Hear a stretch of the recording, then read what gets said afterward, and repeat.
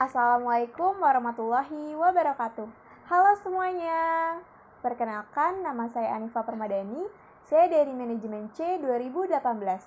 Pada kesempatan video kali ini, saya akan membahas tentang Strategic Planning for Public Relations.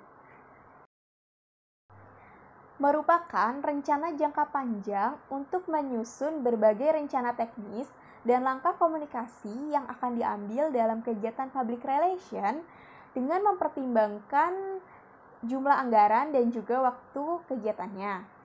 Menurut Ronald D. Smith, langkah-langkah yang digunakan untuk membuat strategic planning for public relation ada 9 langkah yang terdiri dari 4 fase.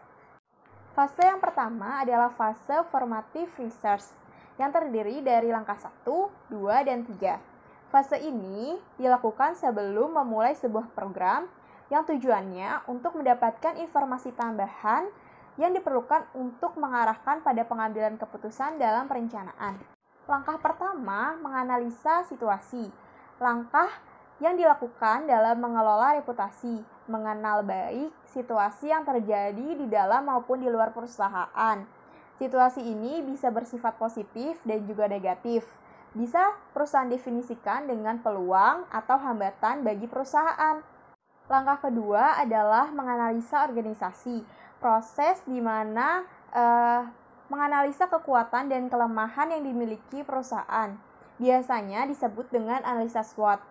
Langkah yang ketiga yaitu menganalisa publik. Dalam langkah ini, perusahaan mampu mengenali dan membatasi khalayak, baik khalayak internal seperti karyawan, keluarga karyawan, manajemen, dan juga investor, maupun khalayak eksternal seperti media, pemerintah, konsumen, masyarakat, dan juga LSM. Selanjutnya, fase strategi yang terdiri dari langkah 4, 5, dan 6. Pada fase ini adalah perencanaan keseluruhan perusahaan yang meliputi bagaimana menentukan apa yang ingin dicapai dan bagaimana keinginan itu bisa tercapai. Langkah keempat yaitu menetapkan tujuan.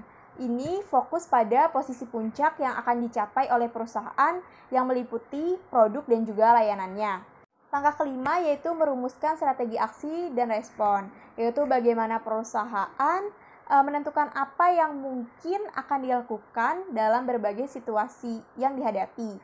Nah, aksi komunikasi bisa bersifat proaktif ataupun reaktif tergantung keadaan yang dialami. Langkah keenam yaitu menggunakan komunikasi yang efektif. Sebelum menggunakan komunikasi yang efektif, public relation harus mampu mengidentifikasi publiknya dan mulai memperlakukan publik sebagai audiens. Selanjutnya, fase ketiga, fase taktik. Fase di mana mempertimbangkan berbagai taktik komunikasi yang dapat digunakan untuk mencapai tujuan. Terdiri dari langkah 7 dan 8. Langkah 7 yaitu memilih taktik komunikasi. Ada 3 kategori dalam pemilihan pendekatan berkomunikasi. Yang pertama, komunikasi antar pribadi, media organisasi, media berita, dan media iklan dan promosi. Langkah ke-8 yaitu menerapkan rencana strategis yang mencakup penetapan anggaran dan juga jadwal untuk mengimplementasikan program apa yang akan dijalankan suatu perusahaan. Penetapan anggaran dapat dilakukan pada saat awal proses perencanaan. Terdiri dari item anggaran, pendekatan penganggaran, anggaran tetap dasar, anggaran variabel, ataupun anggaran biaya lengkap dan keberhasilan yang optimal. Item anggaran dapat dikategorikan menjadi 5. Yang pertama, personel, mencakup jumlah orang dan juga jumlah waktu yang dibutuhkan untuk mencapai hasil yang diharapkan dari taktik. Yang kedua, material, yaitu anggaran yang termasuk dalam hal-hal yang terkait dengan taktik. Yang ketiga, media cost. Media cost khususnya pembelian waktu dan ruang terkait dengan taktik periklanan.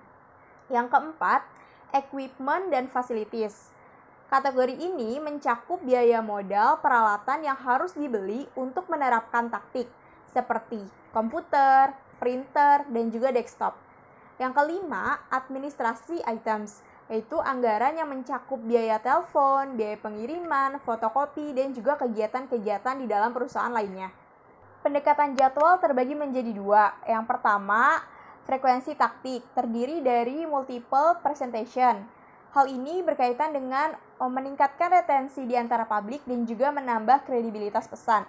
Yang kedua, repetition over time, nilai pengulangan selama periode waktu tertentu. Yang ketiga, audience confusion. Hal ini akan terjadi apabila adanya kelebihan informasi yang disampaikan kepada publik. Yang kedua, garis waktu tugas, terdiri dari diagram Gantt chart seperti ini, dan juga part card seperti ini. Fase yang terakhir yaitu fase evaluasi riset, yang terdiri dari langkah 9 atau langkah yang terakhir, yaitu evaluasi rencana strategis. Langkah untuk mengukur efektivitas tools yang direkomendasikan untuk dapat mencapai tujuan yang telah ditentukan. Sekian penjelasan dari saya, kurang lebihnya mohon maaf, semoga bermanfaat. Sampai jumpa!